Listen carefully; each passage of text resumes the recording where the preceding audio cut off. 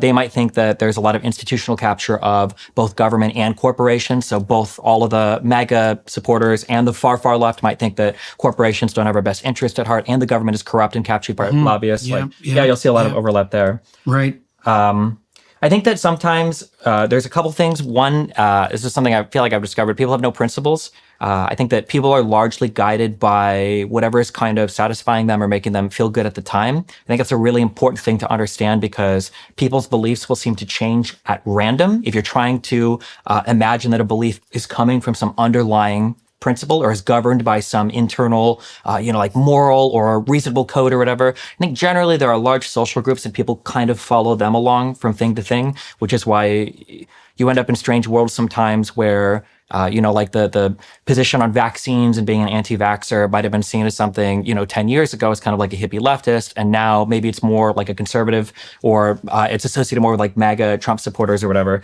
I think as a result of how the social groups move around.